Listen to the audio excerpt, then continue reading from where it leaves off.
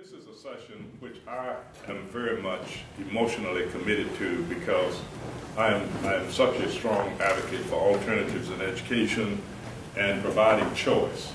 And Phil Kirk, who will moderate this session, and I have had a long relationship back when his hair was black and I had hair. Back to the Holzhauser days when Governor Holzhauser was elected governor, and we kind of followed each other along. So he's going to moderate, and we're very blessed to have people. Bob Luddy, longtime friend that I've known through the years, and we've worked on a number of projects together, a strong, successful businessman, but more importantly, he has designed and implemented several types of schools that have been extremely successful. And the most recent one in North Raleigh has proven itself to be effective already. And Baker Mitchell runs several charter schools in the Wilmington area. I've been there, visited the schools. Most impressive operation I think I've seen. And the spirit of the teachers and the students is something to behold. And my daughter Angela is a new charter school person who's starting a charter school in Chapel Hill. We often refer to as the southern part of heaven, but she's really called hell from the time she tried to start this charter school. And it's something that's very much needed in the Chapel Hill communities. And so she's new. Her background is that she's been in education and a number of other entities for a number of years. I thank all of you all for coming. Thank you for being here. This is a wonderful opportunity to pick the brains of people and then go back into your communities and help to stimulate this kind of thing. Thank you, Mr. Chairman. Thank you. Thank you.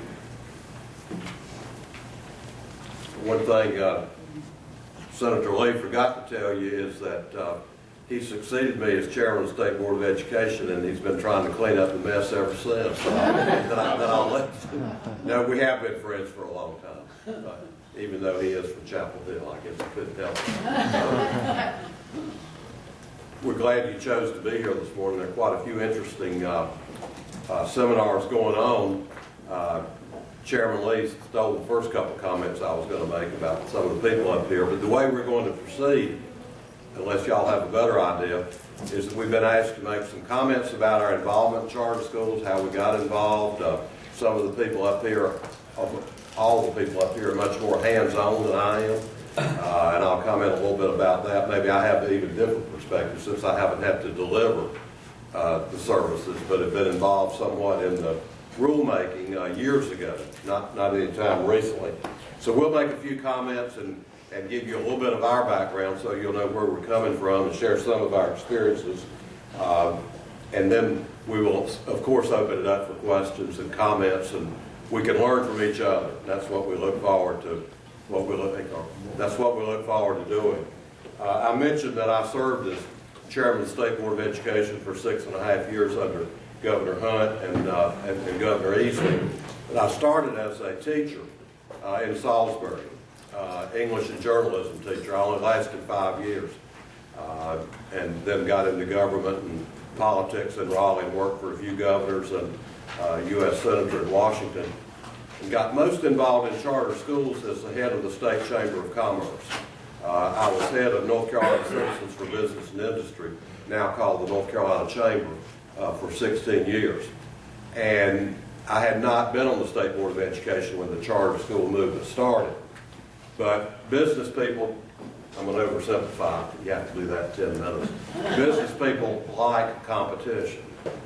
And so one of the things that drew, I think, many in the business community to support charter schools was to provide some form of competition or some alternatives, which are now real popular. Senator Lee was talking about the all-male high school we now have in Wake County and the all-female high school that we have in Wake County. It's parental and student choice. Nobody's forced to go there. I don't want to get too much into my philosophy. But then after I served as head of the state chamber, at the same time, for about half the period, I did serve on the State Board of Education, and that was a very rewarding experience. I want to make a couple comments. One or two might be a little controversial, but I want to try to keep up with Bob Luddy, who I know is going to say some things that will hopefully challenge us. When the charter school movement started in North Carolina legislature, it was truly a bipartisan movement. There was the lead Democrat sponsor in the Senate was some would say liberal, others would say moderate Democrat named Senator Webb Gully from Durham. And he was the main proponent in the Senate.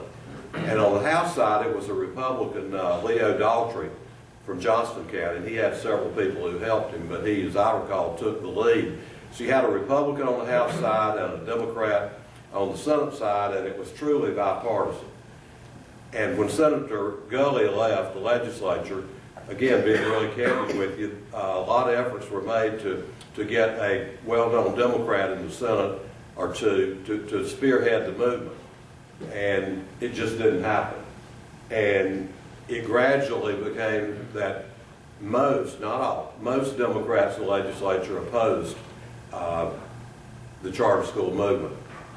And if I could be slightly political but not partisan for a minute, I think it was the influence of the NCAE on legislators that caused many of them to oppose charter schools. And we can go into more detail. I don't think it's worthwhile, but we can go into more detail if you want us to in the Q&A. So the charter school movement sort of stalled because we had this artificial cap of 100. And we got to 95, fairly quickly over several years, and weren't able to create many more charter schools. And then the Republicans took over the legislature. Oh, excuse me, before I say that, I want to give Howard Lee some credit for trying to bring it back to a bipartisan basis. When Howard Lee chaired the State Board of Education, he created a task force on the future of charter schools. And he put Bob Luddy and me on it. And we had a good time. And I thought we came out with, I know you don't like the word moderate too much, but we came out, I thought, with some common sense. You didn't get all you wanted, I didn't get all I wanted, and nobody on the committee got all they wanted. But we presented a pretty good report, and Howard Lee endorsed a lot of it, but not much happened. Again, I could speculate, but won't. You have to have gubernatorial leadership, I'll say it that way, for charter schools. If you don't have it, you've got some challenges. But then when the Republicans took over the legislature last time, then it was a new game. I still wish it could be bipartisan.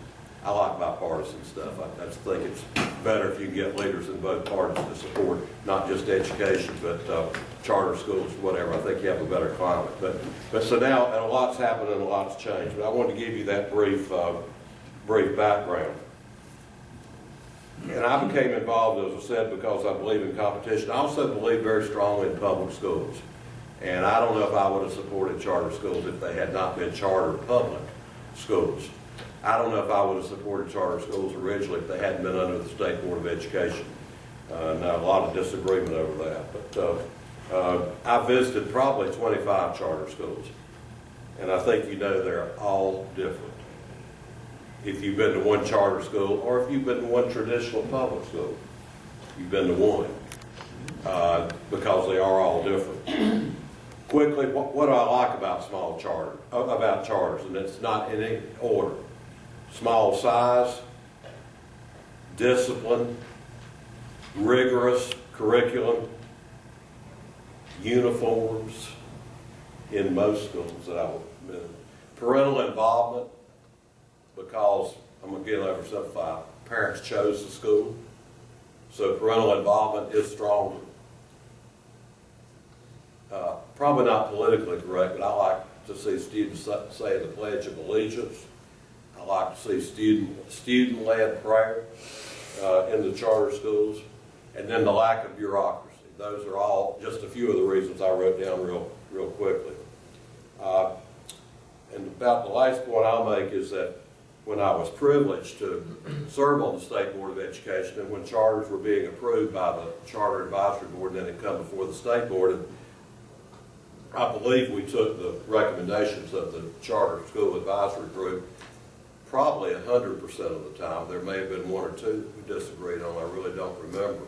But a lot of traditional public school people were critical of my role in supporting charters. They said, well, some of them said, well, charters, they're not under the same rules and regulations that the traditional schools are. And I wanted to say, duh, but I didn't. That would have been very respectful. That's the purpose of charter schools, was to experiment with different ways of doing things and to take off, not all, but most of the requirements that the traditional schools were under. But I made a commitment which by and large hadn't been kept. I promised the traditional public school people that we would try to figure out what rules, what laws, what barriers that we took away from the charter schools that helped them to succeed, and then remove those barriers and remove those laws and rules and regulations on the traditional public schools, that we could learn from each other. Now, I've been out of the picture for a while. Maybe that's been done, but I don't think so. And I don't think the communication between, and it varies from LEA to LEA, has not been good. If I could solve that, I would be glad to do so. I've got some advice for charter schools, but I've talked long enough. I'll save that in case they don't cover it. My advice is free, and what it's worth about that too. So we're going to go in alphabetical order. Angela, I believe, not because of the A, but because of the lead. L, I believe you're first. So you tell a little bit about yourself, and then anything you want to say about charters, that if you'll maybe hold your questions till we get through the panel. Thank you. Thank you. Good morning, everyone. I am Angela Lee, and I am the newbie among the panelists in the charter school arena. I was lead applicant this past year in applying for a charter to open a K-8 school in the Chapel Hill area. And I'm pleased to say that we were recently granted the charter. So we are slated to open in the fall of 2013. It was a very interesting process.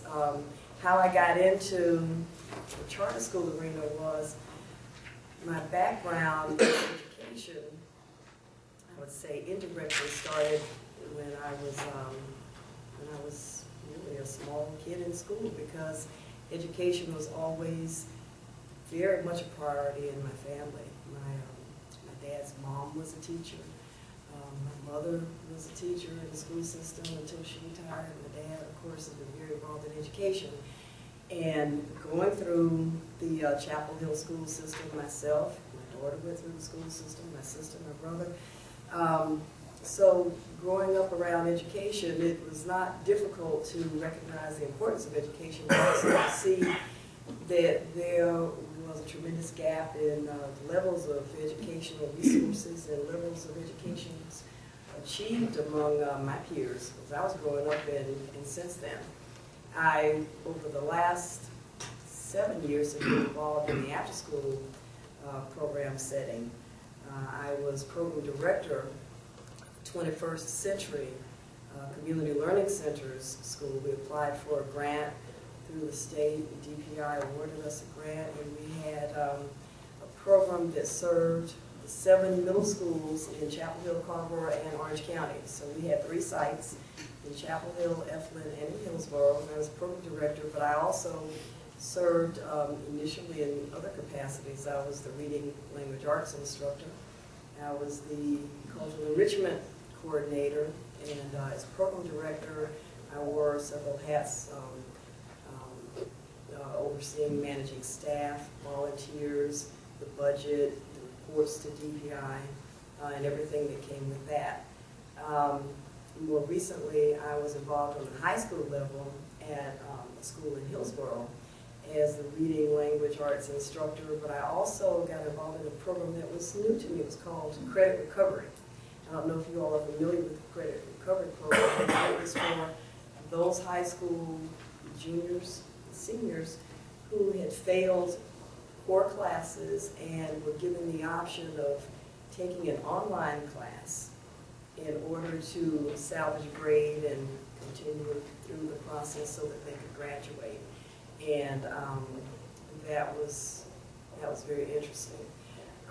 During my experience with after-school programs, several of staff members, teachers, and we talked often about, gosh, there's such a gap You know, we worked really, really hard in the after-school setting to collaborate with the school day teachers.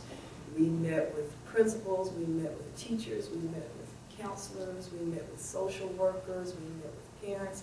You know, we had to recruit, we had to overcome the sense in the schools that we were trying to compete with their after-schools, because most of the schools had after-school programs.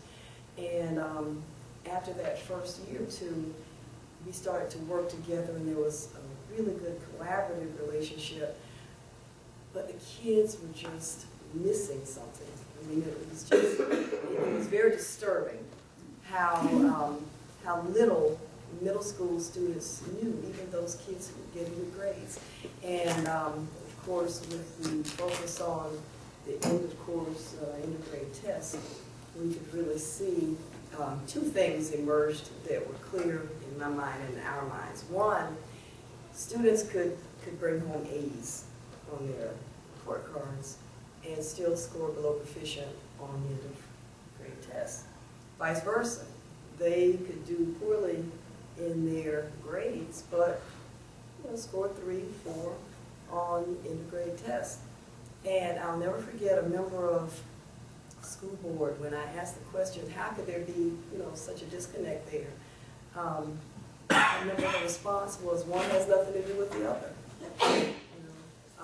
It's one's not a predictor of the other, which struck me as odd. How can you be an A student or a B student and score 1 or 2 on an end of grade test? That seemed to me to be a real disconnect. Parents asked the question because they were very upset, because if any of you all are in the schools, you know that tremendous pressure is placed on kids to do well on those tests. I mean, kids were basket cases. They come to our after-school program after having been bombarded with, you gotta prepare for these tests. They would cry, they couldn't sleep, they couldn't eat. Nothing else was important in their lives because the emphasis on those tests was so great. And it was, I thought it was unfair, but it was really difficult because parents did not understand how kids could do well in school and not do well on these tests. At any rate, we began to realize that there was just something lacking in our assessment in the schools. And it was not one single factor. It wasn't the teacher, it wasn't necessarily the student, it wasn't the parent, it wasn't the administration. But what we decided was that if we had the opportunity to sort of put our stamp on an educational environment, we would do it a little bit differently. And fast forward, we ended up visiting schools, charter schools. We ended up talking with lots of folks in the community, Chapel Hill, Cardwell community, and we decided to apply for the charter school, because the one thing we really believe is that with the board having the charter and having a huge impact on how the school is operated, we honestly believe that we can help offset some of what we saw students in the Chapel Hill Cardinal schools not getting. Our mission is to have our kids college ready when they leave middle school, and if they choose college or if they choose career, they're on a path to be successful in high school and to go on to college. And we also want to help close that achievement gap that is really glaring even in the highly, highly respected Chapel Hill Cardinal school system. So it has not been an easy process. As Cinderella said, we really caught it, and there are different reasons for that, which perhaps we'll get into a little bit later, but that's what's brought me to this point, and I'm happy to be here. Thank you. Bob Luddy. Thank you. My background is I moved to North Carolina in 1974. A couple years later, I started a company called Captive Air Systems. And over the last 36 years, we've become the leading producer of commercial kitchen ventilation systems in the U.S. We did it with North Carolina people. We currently employ over 700 people. And along the way, you get to know people and what kind of problems you have to face. And one of the things that we realized that many of our employees were not prepared for the rigors of modern day business. So I became interested in education. and in 1998 applied for a public charter school. But I want to begin with some background on this education, because I think we have to look backwards before we can look forward. The first is that many of you know for the last 30 years we've been talking about educational reform, but there hasn't been much reform, and you could make a case that schools are probably worse today than they were 30 years ago. So we're not doing something right. The second is, if you look at the basic core values of America, it's free market and individualism, respect for every individual. And those individuals make enormous contributions, and that's what's made America a really great society. To make those same contributions in the modern public school system is very difficult. You could be a very superior teacher, and that would be a good contribution, but if you systemically wanted to change the system as an individual, it would be almost impossible. So what's happened over time? Education looks at inputs and what I call checkoffs. We did Algebra 1, we got an A. And they're not looking at outputs and capabilities, which if someone moves into business and industry or government, they're going to have capabilities. That's all that's going to be looked at. We're not going to look up and say, what grade did they get in the 8th grade? So America's competitive advantage is its freedom and the opportunity for individuals to bring their own vision to the marketplace, to use their own ingenuity and creativity to change the world. Maury Klein, who wrote a book about 19th century entrepreneurs, said that nothing that human beings doing is more important or exciting or produces more momentous results than creativity. Friedrich Hayek, the famous economist, said that in the free market, essentially, we have spontaneous cooperation. Now think about it as a concept. Isn't it what happens in America? We get together, we have ideas, we do things. But when you have large bureaucracies, we decide we're going to do something, it's probably not going to happen. And the reality is you're going to face unions, associations, politicians, educational schools, and bureaucracy that's created a tremendous gridlock within the public educational system. So again, the best way to judge the system is market performance. And I'm going to give you some market data that suggests that we're not doing very well. First of all, America is by far the strongest and richest country in the history of the world. And yet we see recent reports that the Canadians now have more income and are more net worth than Americans. So something's wrong there. If we look at the U6 unemployment, this is all the people who are underemployed, who want to work, but are not working to their highest potential. It's close to 15%. So if we're the richest, smartest country in the world, we should not be having 15% of our people who want to go to work cannot get jobs. There's something severely wrong there. And we find that in recent years, over half of our grads are finding a difficult time to get a job at all, germane to their education. There was another data point that 55% of law students within 9 months could not get a job in the legal profession. Well, some of you might be thinking, well, that's probably a pretty good thing, isn't it? We'll have less lawyers in the future. It might also have been that if their counselors would have gotten them into engineering or IT, they would have had a job by now. If we look at shortages, IT programmers, engineers, doctors, technicians, tradesmen of any type, we have severe shortages in the marketplace. And anybody that's good at doing those particular areas, they're going to have a job. In most cases, they can get a job in a day or a week. They would be gainfully employed because they have skills that the market is currently demanding. So there's a lot of discussion, well, would a market-based educational system be better? And I'm going to give you some reasons why I think it would be profoundly better. First of all, parental choice would lead the list. And somehow we've forgotten that God put the parents in charge, not the government. So every parent has to make the best decision. So government says, well, we don't trust the parents to make those decisions, so we'll let the bureaucrats make those decisions. That's profoundly and absolutely wrong. And it's one of the reasons that we have so many issues. If we had competition among schools, we're seeing a little bit in Wake County now. Parents search out, there's all kinds of stories how low-income families spend a lot of time and search out the very best alternative, and in fact, do find the best alternatives. This isn't something new. This occurred in ancient Athens in 500 BC.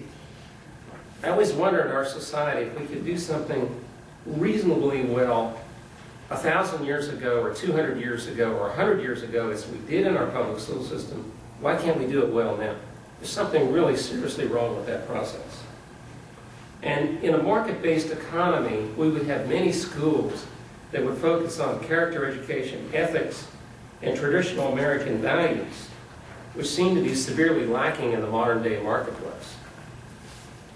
And schools would not be judged how much they cost or what the inputs, but they would be judged by the outputs, which initially we can determine from things like Iowa Basic Skill Tests, which are nationally normed, Ready Step, PSAT, SATs. These are decent guidelines, often not looked at closely or properly within the school system. And we would have many more graduates achieving excellence. And you can see from the students who go to these charter schools, there's great demand for them. When there's a demand for a product of any type, that's a market signal. It's a very strong market signal of what people are thinking and what they want to do. Schools, if you went back 50 years, we said, well, they may not be perfect, but they're safe. In the modern world, schools aren't safe anymore. So even some very important values that we had 50 years ago are lost. There was an article put out by The Onion about Chicago public schools during the 7 days that these teachers were on strike, nobody was killed, there was no felonies, etc. And it was a bit of a spoof, but it's hard reality that it's almost unthinkable that we would send our children to a school and somehow they would be hurt in that process. So we've gone far along with that. Schools would align curriculum and programs with what the colleges need and what business and industry were looking for. That would be a natural part of the process because that's the outcome. Graduating students in a market economy would not have this tremendous skill gap that we currently have. And students who have skills are highly sought after, whether they come out of college, whether they come out of high school, whether they're long out of college. But those who don't have the skills or the right attitude or the right ethical background or any other requirements of the marketplace are going to be very challenged. So in 1998, I received a charter for the Franklin Academy. We were going to have a group called the Advantage Group in Boston run the school. And the Advantage Group promoted direct instruction, which Baker was familiar with long before he came to North Carolina, is one of the best methodologies of teaching reading math to K-5 students. Well, after I got the charter, I didn't have confidence in the Advantage Group to run these schools. So as the chairman and the board, we could fire the Advantage Group, and then I was stuck with running the school myself. And so what I did was I hired a small group of teachers, and we began to have meetings. And it was a fast-track school because we received our charter maybe March 15th. School had to open July 22nd. We had no building, no teachers, no experience. In that period of time, we were able to secure a building, we got it renovated, we got ready, we hired teachers. And the teachers that we hired turned out to be a very eclectic group. And they helped us develop the policies to run a really good school. And when we opened day one, I had all the books on top of the desk, because at that time Wake County never had the books even months later. We also bought all the supplies for the parents, put them on top of it. So when the parents came in, the first thing they said was, oh, there's one thing you don't understand. The parents are supposed to buy all these supplies. And I said, I understand that, but I want to create a high perception of the school. So by doing a few things a little bit differently, and I also passed a resolution that there would be no fundraising ever allowed in the history of the school. It's the first resolution passed by the board. Now you could probably think that's a little bit odd, but here's my rationale. My mother taught us 8 children to be very, very resourceful. And if the state is going to provide so many dollars to run these schools, and I said, then resourcefulness requires that we run the schools on those dollars, and we don't send our kids out begging for more money. And that's exactly what we've built. Probably the best facilities in the state, and we live within our means. We've never raised any money, and it's worked out pretty amazing. Within a relatively short period of time, we opened with 160 students. And the local school establishment was literally almost laughing in the street at me because one of the school board members said, well, you know, there's not going to be many kids come to your school except a few misfits and malcontents, and there won't be even many of those. Well, we opened with 160 kids. In the second year, we built another building. We doubled the size of the school. Today, Franklin Academy is, I believe, the largest charter in the state. It's got 1,650 kids. Every year, we turn away about 2,500 students. People have actually tried to bribe me to get into the school. Obviously, the state law is very clear. You're admitted by lottery. So by creating a high perception, by getting the involvement of teachers in a correct way, by using the creativity of individuals, we've been able to satisfy the marketplace. Now you would wonder, if Wake County's built all these major public schools around us, why wouldn't some of them be taking the students away from us? Because we think differently, we're allowed to act as individuals. And every teacher is allowed to bring her creativity in the room within obvious boundaries. And we have those very well established. Well, several years later, I decided, because charters were blocked, we were only 100 charters authorized, it seemed like it would never change. Ultimately, it did change. I opened the Thales Academy, which was a private school. My idea on that was we would charge $5,000 a student, and we would provide the best education, including character education. We now have 3 Thales Academies open. We have an array of wonderful students. We have total civility in our schools.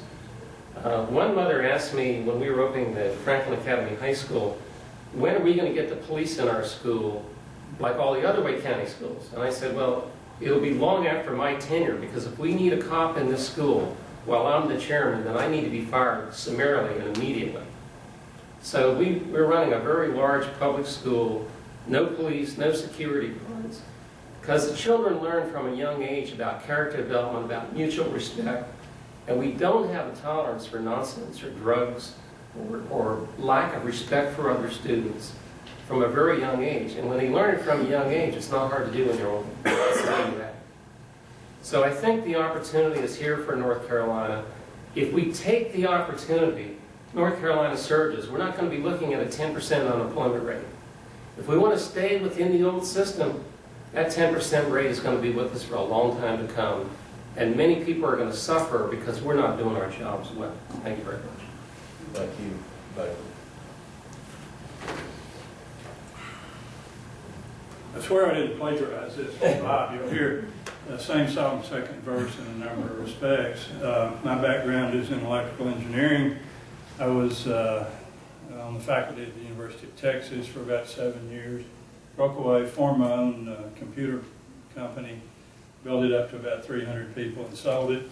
Moved to North Carolina and bought a sailboat. And, well, I had a sailboat in Texas, but it was a great experience. So I don't have any educational background, strictly a engineering and business entrepreneurial spirit. I wanted to give you some takeaways that if you were thinking about starting a school or have a school that share some of the experiences that we have had. And I'm a visual learner. You get all these olfactory learners and auditory learners, and I think visual, most engineers by and large are.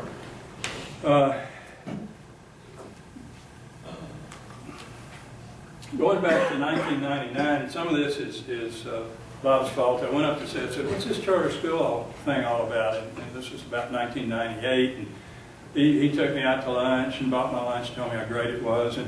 And so I put in for a charter, and it was Phil's fault too, because he was running the show then and gave me the charter.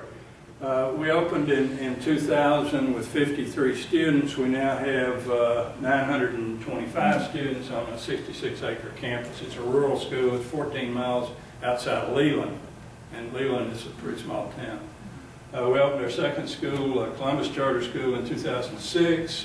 It's working its way up and has 735 students on 147 acres. We were approved last year for our third school, the Douglas Academy. That'll be an inner city urban school, K-5 in Wilmington, downtown Wilmington. the design goal there is 425 students on 3 acres. So that's kind of the history of the schools, and I want to give you kind of an overview of the operational aspects of what drives those. Our priorities, as you heard Bob say, and I swear to copy this from him, number one priority is safety. No parent is going to send a kid to an unsafe school. 100% guaranteed. No teacher wants to teach at an unsafe school. So your first priority has got to be safety. You address that and get that solved. Your second priority is character. It doesn't do any good to graduate a bunch of moral reprobates. We want character, and if you start that in kindergarten, you've solved all the rest of your problems. You get those kids going in kindergarten. And then third, when you have safety and character, you now have an environment within which you can achieve your academic goals. But if you don't have these two, you're never going to get to the academics. Those are accomplished by 3 laws under which the school operates. And the first is thanks to a good old Fred Skinner, who is demonized in all our ed schools, but he's got the answer. Reward good behavior, you'll get more of it. Ignore the undesirable behavior. Kindergartners, they're just trying things out. If you don't pay any attention to them, it'll go away. And reward the good behavior. Second, and that's got your environment established for good teaching. Your second thing is teach each subject sequentially and each item in that subject matter to mastery. Don't go on to multiplication and division if they haven't gotten addition and subtraction down. Don't go on to countries if they don't know the continents yet. Whatever the subject is, teach it sequentially and teach each piece of it in small bits, teach to mastery. And every child will learn. And then the third thing is watch the children. You don't need to watch the teacher, watch the parent, watch the kids. And if they're not behaving or they're not learning, you're not following one of these 2 rules. It's real simple. I could spend quite a bit of time on any of those, but I'd like to focus in on a takeaway for you. In the third law, watch the children. You can watch the social behavior, make sure you're doing things correctly there. And then watch the academic behavior. Watching social behavior is easy. I mean, you can see all the kids, they're in a nice line going from one activity to another. It's easy to visualize and understand whether you're achieving your goals in social behavior. Social behavior, here the kids are at archery practice, and they're obviously doing what they're supposed to. And this is not a staged picture. I just walked into a classroom and took a picture. I have a guest with me. Notice the kids are in the learning position. Their textbooks are all open to the same page, and they're focused. They're on task, looking at the teacher. So you watch the kids. You know the social behavior is good, and that's setting the stage for achievement in your academics. And how do we watch academic behavior? We're talking about growth. Growth produced by teachers, growth across grades, and produced in schools. Well, it ain't so pretty. We talk about a classroom of kids, and they've got their scores from 10, 11, their scores from 11, 12, they give you the growth, you figure this, by the time a headmaster or a grade leader looks at 100 kids, or a principal looks at 900 kids, you're ready to quit and go home. You just can't take that in. You got this nightmare maze of numbers sitting in front of you. What do? Well, conventionally what we do is we see an average growth or an average ratio or a huge bewildering table you just saw. So we reduce the entire table down to 2 numbers, growth or composite performance or what have you. And that kind of smears away a lot of things. So we said we need some visual way so we can understand better what our academic behavior is among the children.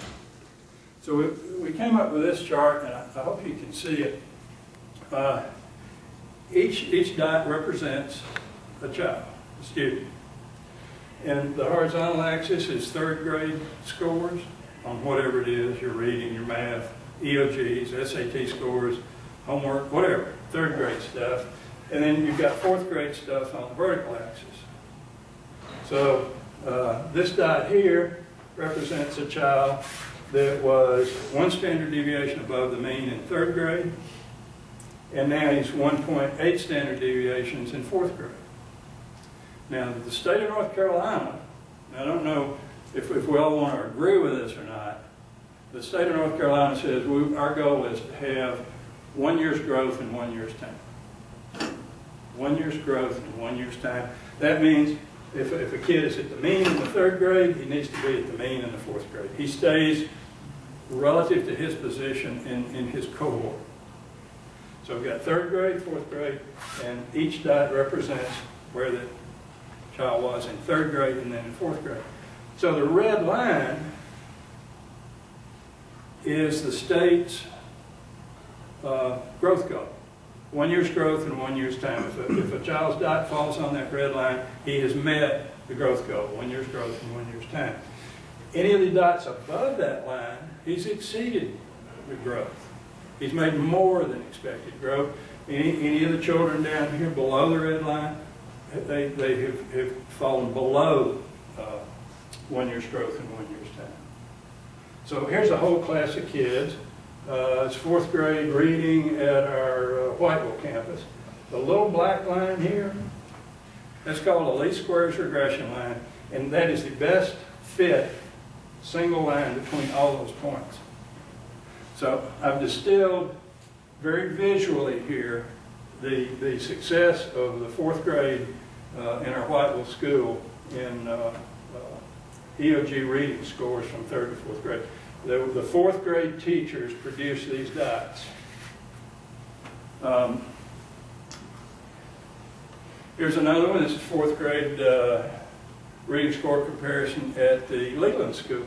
Notice here the black line, which is the best fit through all our scores. You've got more than expected growth in the lower performing kids, which is admirable, because if you keep doing this on the red line, you're never going to catch up. You want your line to be up here, the low performers. The high performers, maybe they get interested in football, or they want to join the chess club. Maybe they slack off a little bit. Maybe your curriculum isn't targeting these. You want to focus on these. This tells you that. Take that least squares regression line. There's no magic in any of this software, by the way. It's all just straight Excel charting. Here's an SAT score. SATs from kindergarten sentence comprehension to first grade sentence comprehension. How did they grow? Well, look what we did. We really raised the low performing kids up. There's a lot of growth there. You say, well, what's the green stuff? The green bars are passing or grade level. So up in here, all these dots were at or above grade level.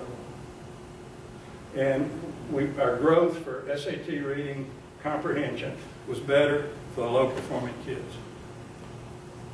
So we understood that. So it's easy to sit down with the teacher at the end of the year and explain to her why we have to work on some things next year.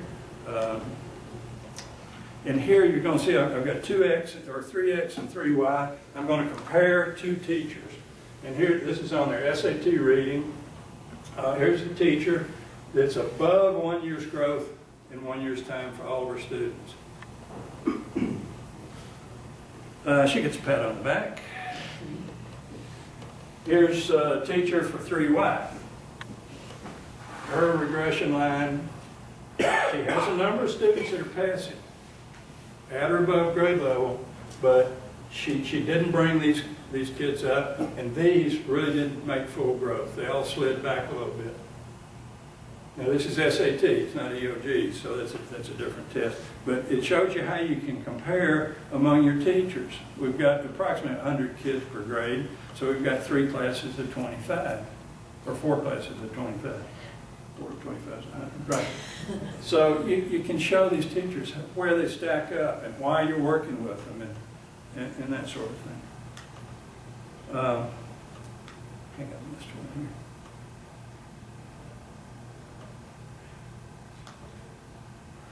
here.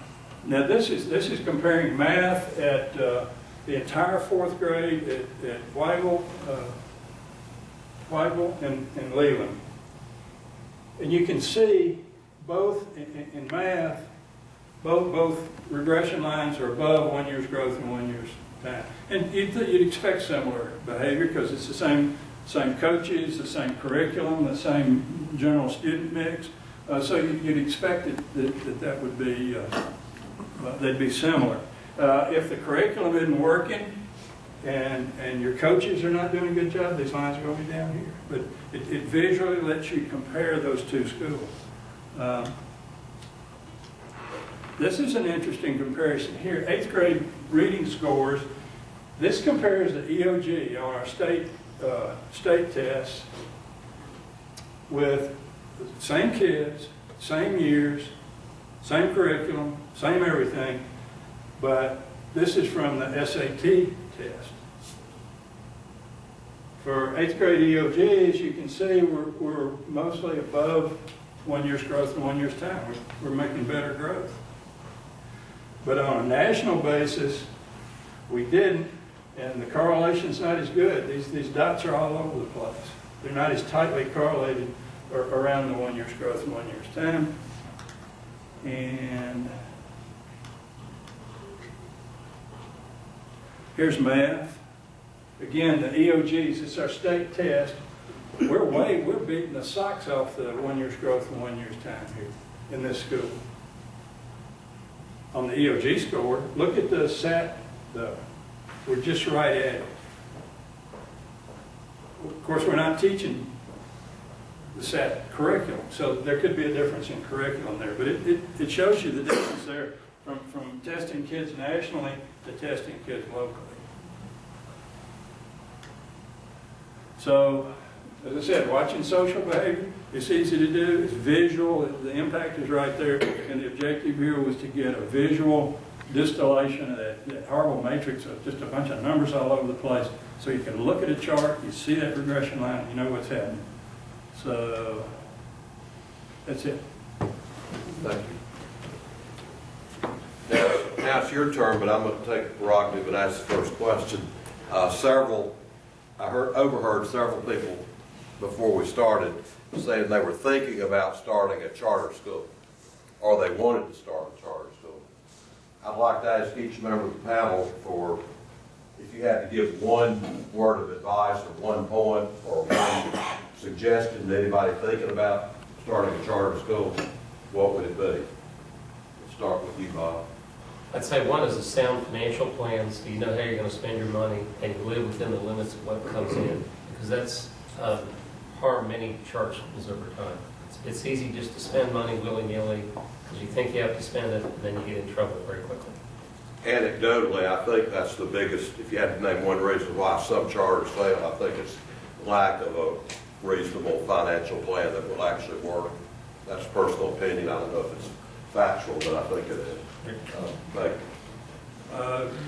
Dr. Brian Carpenter's done a lot of research on why charter schools fail. His research has turned out of 600 failed charter schools he studied, 80% of them were smaller than 300 students. And he attributed the failure there to you're just not throwing off enough money to cover your overhead. You've got to get up to a critical size of between 300 and 400 students so you can afford all the testing and the EC department and all the other things. So again, I've got to echo Bob's comments. It's financially, your financial plan has got to be what you've got tucked away first. You want to ditto, or you have another one? I will ditto, and I would say assess the need in your community. By that I mean really understand that there is a clearly defined need for that option. Because in my mind, the main reason that you want to go with a charter school is because parents and students should have the option of how their kids are taught in public schools. But assess the need to make sure that, as these gentlemen have said, financially it makes sense. Because you know, operating a school of any sort is not easy, it's a challenge. So assess the need, make sure that you've got support from stakeholders in your community before you embark on it. And I would just add, you need some patience to add to all of that. Okay, questions you can direct to anybody who wants to respond, or if you've got a specific. To any of you, I'm hearing some really good things, and I'm quite a proponent of charter schools because I do think it gives us the chance in the state to try different things. But what are the differences in some of your pedagogical practices at your schools? Are you doing project-based learning? Are you making sure that technology is enhancing the teaching and learning process? Are you doing multi-age grouping? Are you using a lot of Howard Gardner's work and multiple intelligence? Tell me something. How are you teaching differently? Who wants to go first? I will. In the K-5, we use direct instruction. We have build a group, which is not done in the public schools, so we can have a group of 2 readers, or we can have a group of 30. In the middle school, we moved to more 6-12 classic curriculum, which is not used much in the public school. It ends up developing very good thinkers, which is something that's not happening in schools. We focus very hard on getting that individual teacher to be accountable for every student, and it's core within direct instruction. For example, if you walked into Baker's classroom or mine, and one student was not paying attention, that teacher's going to be immediately marked down because she has complete responsibility. In the event that she cannot control or get that student to pay attention, then she needs to turn them over to administration and say, I can't manage the student. Same way for behavior. So we use some different methodology that are highly effective but rarely used in the public school system. What happens to this child who she turns over to administration? Well, initially they probably talk to the child. Now the teacher is going to have used all the coping skills she knows, and a lot of them are very quick.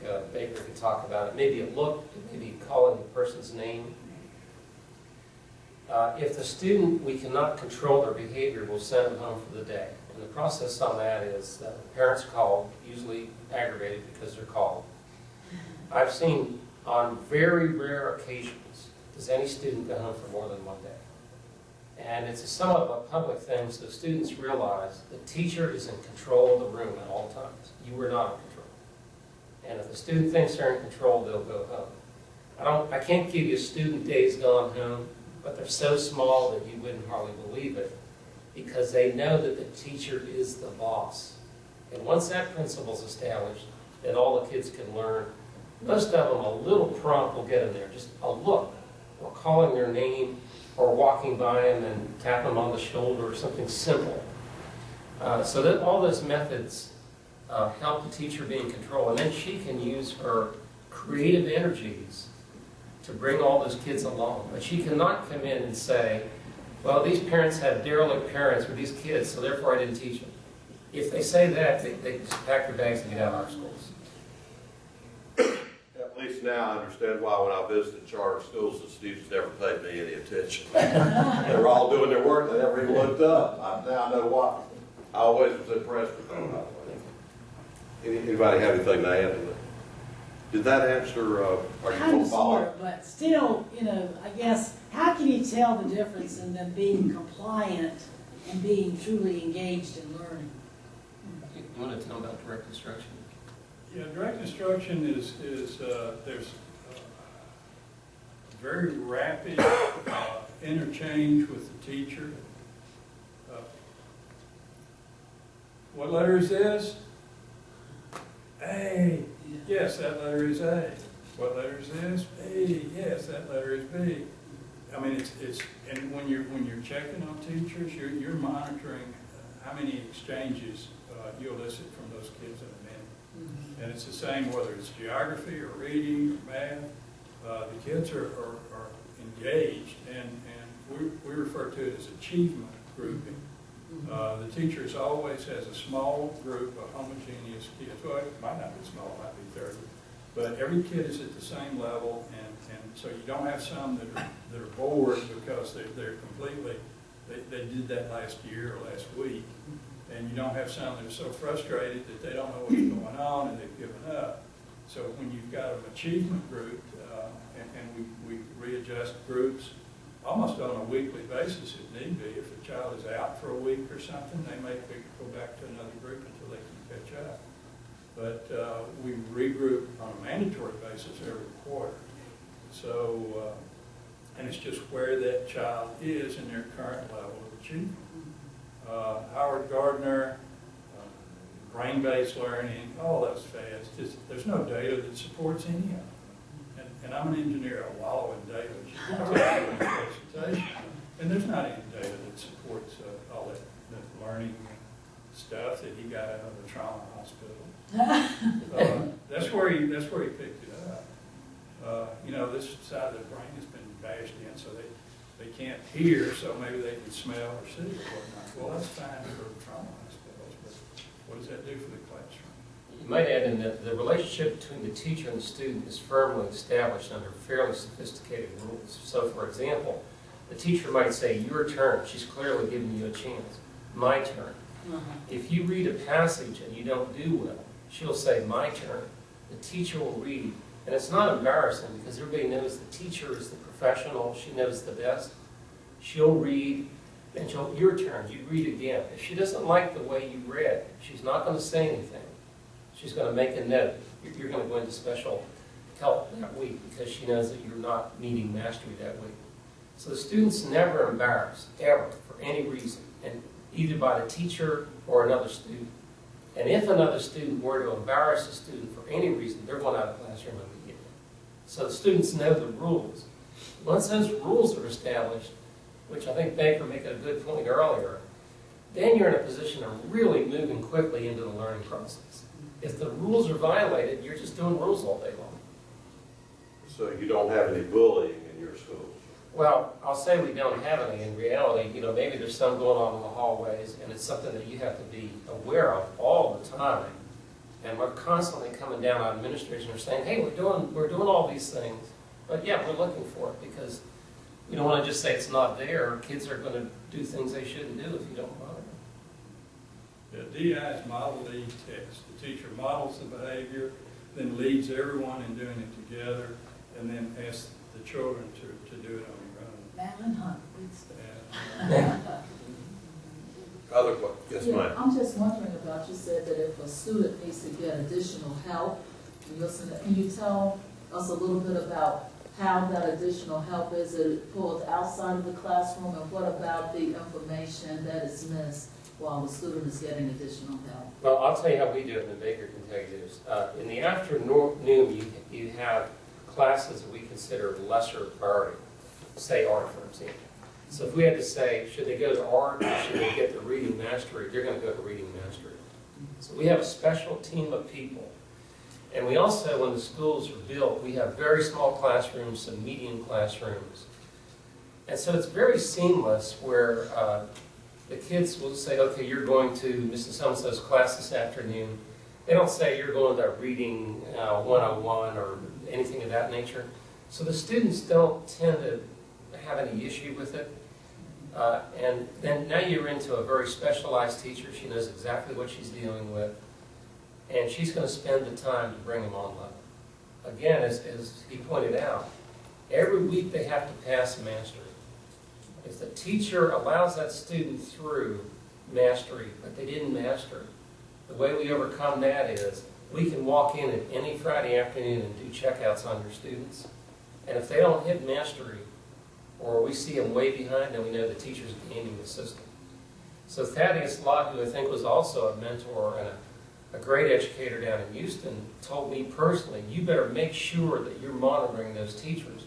Because even though we like to say, hey, they're all great and they're all wonderful, they tend to slack off over time because they think, I've worked hard and I'm doing all this. Now you gave me a classroom of really challenging kids.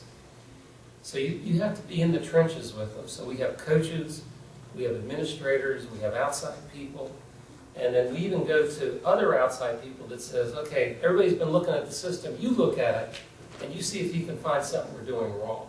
So we try to self-correct all the time.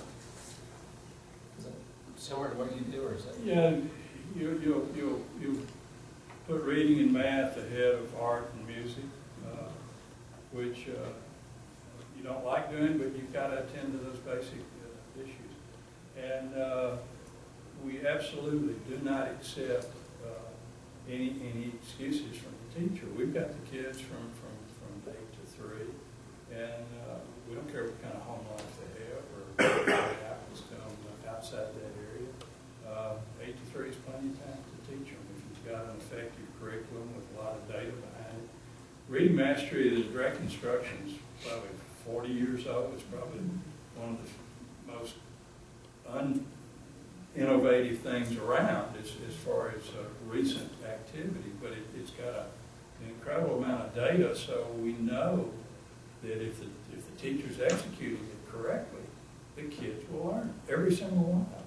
We had a child that was failing to keep up in second grade. She'd been with us in kindergarten, been with us in first grade, was going on along. And we thought, well, maybe we better have this child tested. So we sent her to a psychologist, had an IQ of 52. But she was reading on grade level in kindergarten and first grade because of this curriculum.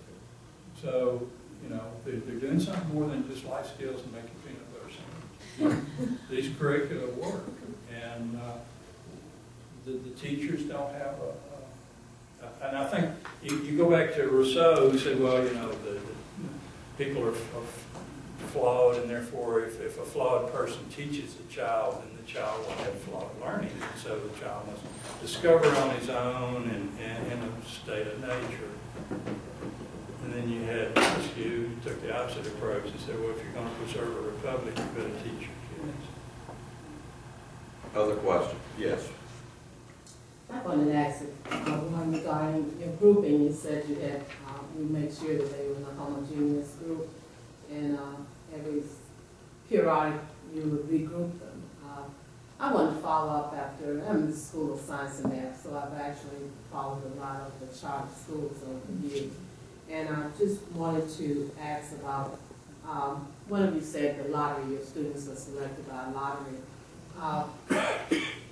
Is this across the board? Give me some more data, because based on the other day in all the articles when they removed the cap on the number of charter schools, they had quite a lot of information out. And so you have a variety of schools. How are the students selected? Is it basically lottery? All schools, all public charters are lottery. It's a very strict thing. Now, It is strict? absolutely. There's different myths out there, I think, about that. It doesn't mean somebody couldn't be changing the That's nice to system, hear. but Is there a preference for children of the same family? the preferences are for students that are children of the teachers and directors, and then siblings. And in our school, we've had to go to a sibling lottery because we can't accommodate all the siblings. So I think that's pretty strict. And I guess some schools are not at what they consider to be their maximum numbers, so they don't have to go. If you don't, if you're not at capacity, you don't have to do a lottery. Now, I want to bring one other point up. There's a school in Raleigh that wrote in the charter, I don't know the details, something like you can't be admitted unless you have Algebra 1. That was accepted. And so they tend to get much better students in the lottery, but it was approved by the state. So that would be the exception that you might see how they have all these amazing students. I don't know if there's anything wrong with that. The state reviewed it. They were upfront about it, and that's the way they do it. But it is a point of contention for some people. Do y'all, any of you or anybody in the audience know how many charter schools they have that provision? I'd say very few, but I don't know. I haven't heard of That it. may be the only one. Not sure. But you can see how something like that could get out of control if they start trying to use other criteria like that to weaken the lottery, or to fix the lottery system. Angela, what do you anticipate as far as your enrollment and having the lottery and accommodate the demand? As you're saying, once you reach capacity, then you do. Once you're at capacity, then you do go to the lottery. And it's important to note that if, let's say you're at capacity for your 5th grade enrollment and there's a waiting list, but there's still spaces in the classroom, say at the 4th grade level, you'll take someone from that waiting list who is eligible for 4th grade, because you can't take them 5th grade because there's no room. So that's where it's not straight lottery, because you've got to place, you know, to fill grade level. Obviously, if there's a space at the 5th grade level, then that waiting list person will go to that. But you've got to put them where the spaces are available. But otherwise, it isn't a lottery. And also, in addition to having to go to the lottery system, you know, just in general by law, students, parents can send their kids. If we're in Chapel Hill, Carrboro, but if a parent of a child in Durham wanted to send their child, then certainly they can apply. So, and that is by law as well. There's a charter, go ahead. Right here. Same subject. I was just going to say there's a charter school, to the best of my knowledge, the only one on a college or university campus. There may be more than one. Greystone at Pfeiffer University, I visited that one several times, and they get students, I believe, from 7 LEAs, to your point, local education. I talk like I'm an educator. LEAs, local education agencies. Okay, you have one. My question is about the 80% of the schools that, charter schools that fail because they're under 300. Right. Okay, you know, I just think a little backwards because it seemed like if you had less students that it would be more successful. But what you're saying is that you need more numbers in the schools. Yeah, that was national data that Dr. Carpenter, and he's got a great website, Brian Carpenter. That was from a national study he did about 4 or 5 years ago, I think. And of all the failures, 80% of them were under 300 students. Is that just because they don't have enough money, because you get money per student? Yeah, that was kind of everybody's guess as to what the takeaway from that was. He didn't, if he did, I don't remember that he took it into cause and effect. It was just there. If you were under 300 students, you had a higher probability of failure. I would agree it's very desirable to have those smaller schools. But in order to make it work, you're going to have people to do multitasking, which can be a challenge from a personnel standpoint. I think you can do it. You just have to work within the budget that you have and comply with the law. Right, because your school started out with small numbers and it was still. Yeah, we started with 160 and we cash flowed the first year. The task over time tends to get a little bit more complicated as the kids get older. You have more demands on the system, but certainly in a K-5, I think you could deal with, and even a K-8, you'd be more challenged in high school. Yes, ma'am. I have a question about students who have disabilities and to the extent that they have individualized education programs. This public, charter schools or public schools. So I'm just wondering about how well are these students being served in charter schools? So they're having, for lack of a better term, significant educational, behavioral support needs so that they need an individualized education program. My concern is that charter schools are very successful for certain segments and communities, but are we leaving behind students who have individualized education programs? I can speak for our school.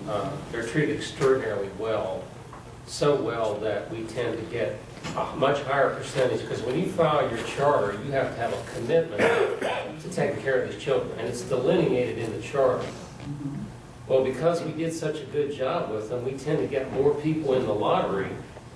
So some of our administrators saying, you know, people think that we're some kind of special school, which we're not. So, yeah, we've done a good job. I don't know that all of them have. I can only speak for our school, but it is required under the law. I don't know what you run into. Yeah, we've got the same thing. Our first year, those 80, we started off with 53. We ended the year with 72, I think. Almost every one of those were low income, and there were quite a few kids that had learning disabilities, and the parents were just desperate. Now with 925 students, we have about a 15% of those students have IEPs, We have 11 people on our special ed, in our special ed department. We've got a lot of, well, we have 4 kids in wheelchairs with shadows. And because of the safety and the character, the parents, the word's gotten out. And I think your school gets recognized as one that takes care of these kids, loves them, and is going to really push them and not accept any excuses. And the girl that with the 53 IQ, we thought everything was okay up until 2nd grade, and it got a little bit further than she could do. In the early days, I believe there were 1 or 2 charters that were focused, had their main focus were for exceptional children. And so I think there are a couple, at least initially there were a couple of those. The parents that I've talked to, and again it's anecdotal, but parents I talked to brought their children to charter schools because they felt, I'm talking about the category exceptional children that you mentioned, because they frankly felt like their children were being failed by the traditional schools. So they wanted to try something different. Now, I have to be honest and say, are all charter schools in North Carolina as good as the ones they run? And as good as the ones Angela's going to run? And I've always had the opinion that when you've got a bad apple or two, one of the toughest things we had to do on the state board was to close a charter school. Because it was very difficult, even if the school, and it really had to be bad, to be honest with you, for us to close it. But even a few of the really bad ones, the parents would come before the charter school advisory group or the subgroup and just cry and complain. And you're going to make my child go back to the traditional public school. So but we had to get the word fiduciary duty or whatever to do the best we could to make sure they were getting a decent education. But that was tough to close a charter school because of the parents. Bill, can I add one other comment? Yes, sir. I had a grandmother call me and said, I wish you would open a school for learning disabled. And I said, well, what's the issue? And she says, well, my granddaughter's learning disabled. We've tried everything. She's been certified learning disabled. And I said, well, first of all, I don't even believe in that concept. So I said, why don't you take her over? And I sent her to the private school because she wasn't going to get in Franklin Academy because of the lottery. They reviewed and said, here's the problem. This girl is 2 to 3 years behind where she should be in terms of grade level. And what we recommend is, let's get her a tutor, and let's get her moving along this summer, and then we'll admit her into the school. So we admit the girl into the school. We're 2 years down the line. She's on grade level. She's not learning disabled. She doesn't have an IEP. This is a whole new world for her now. So I don't believe in a lot of the traditional public school beliefs. I know certain people have tremendous challenges. That's obviously recognized. But for many average kids, they're put in IEPs simply because they're behind or a myriad of other reasons. And nobody's ever really looked and said, what's the real problem here? And how are we going to solve that problem for that particular child? Well, let's not forget that a child with an IEP garners an additional $3,000 for your tuition. So how many schools do you find with kids going off of IEPs? Well, and I don't As know. soon as you do, you get $3,000. And if I could, I know other people have questions, but let me just follow up with this a little bit because, and the only reason I'm bringing this concern up is that, and you're exactly right, because there are things that not public, but public schools in general are supposed to try because they live. And of course, you all know the state of North Carolina has been cited by the feds for having so many students, especially in segregated classrooms. We have so many segregated schools. So, but my concern is that what I am finding in my line of work, the students who need significant support needs, you know, like you said, learning disabilities, but students who are on the autism spectrum but do not have Asperger's or high functioning autism, students who have significantly lower IQs, students who need quite a bit of occupational or physical therapies, sometimes are having a hard time getting those kind of things. I'm not saying your charter schools, but what it does is then that creates a situation where a public charter school is not accessible to parents and family members who have students who need those significant support needs. That's the reason why I'm bringing that up. And thank you so much. I'll go on because I know a lot of people have other things and maybe we can touch base at a different time. I mean, it just falls in the same lines as it is mostly the plot. Do you know how many of your students or what your percentage are either learning disabled or have IEPs? You know, they current 15%. It's right in that range. And it's higher than what we listed in our charter that we would serve. That's a higher percentage than. I have an informational item, a question. The charter school funding formula, does it work the same way as public school LEA funding as far as, do you get extra money for taking children with IEPs? Yeah, that's federal. Yeah, you get all the same money, but you don't get construction money. Don't get, I'm sorry. You don't get money No for capital. construction. Construction. I think you said instruction. Whereas the public schools get bond money. Sure, So- I understand those What about conventional transportation? stations I was talking about. We do not do transportation. But you don't get funding for it. No, not as far as I They know. you don't get per pupil funding for transportation or capital, How about child nutrition? or child nutrition. We don't do it. They don't get the funding at the same level as the traditional students. Does the That title, puts more pressure on your financial plan. does the Title I funding work the same way also, or is it? And we're, It's federal.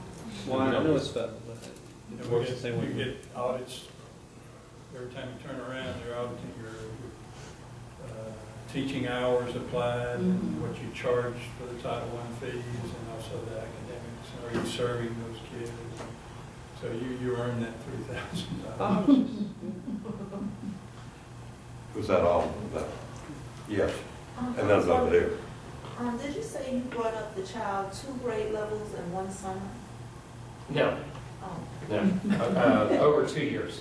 2 years. Yeah, originally, my thought was that in 1 year, we could bring any child to grade level, but that what I didn't realize is some kids are going to be 2 and 3 years behind. That's right. You get a 5th grader, they're at a 2nd grade level, that's not going to accomplish in 1 year. In 2 years, you can bring them up from the 2nd grade to the 5th grade, you're saying? Well, in about 3 years, usually in the worst case, we will have that child on grade level. That's usually the worst case. Oh, that's excellent. Normally much quicker. You have a question? Now, you get the ADM, but now can you get like, Title I, anything like that?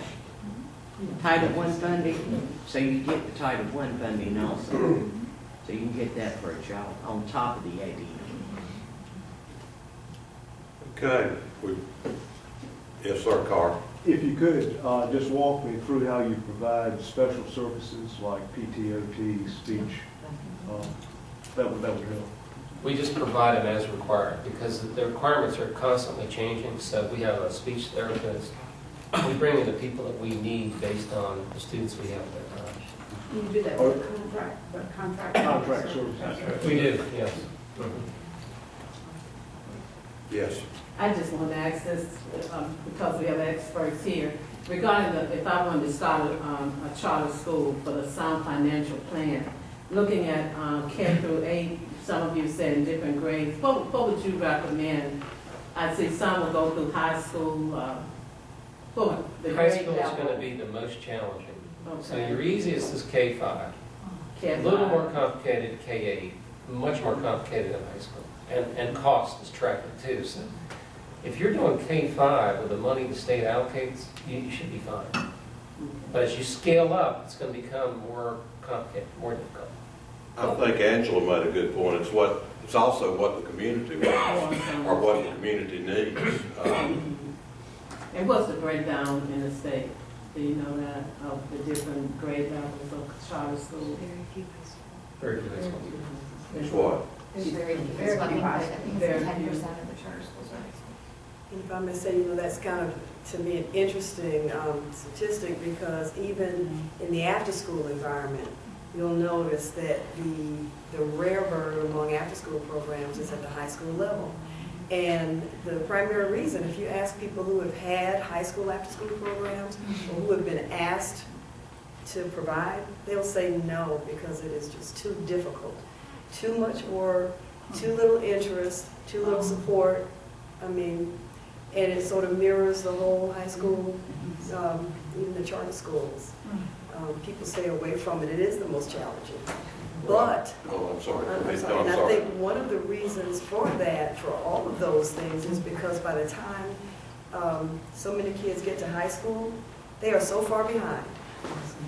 It is so difficult to teach to them, to keep them engaged because they have fallen so far behind. I mean, honestly, by third grade, I've seen, especially in the male population, if you have not engaged kids and really kind of gotten them on track with fundamentals, you start to lose them incrementally. By high school, you don't want to give up, but it is very, very exhausting. But it's curious, excuse me, but it's curious that you haven't just gone in and done a K-12 school. I mean, if the child has gone to matriculate through K-8 in your school. Ours is a K-12. Right. Yours is K-12. So in those instances, that can be successful, rather than starting a charter high school as a standalone. Is that what you're looking at? Is yours going to be K-8? We're K-8, but we are certainly not ruling out at some point in the future going to a high school level. Robert. I want to ask a question. Maybe it's been addressed. I apologize, I haven't taken the phone call, but the subject of class size, in traditional schools, we have numbers and given to us by the state for class size, and they really don't want us to exceed those numbers.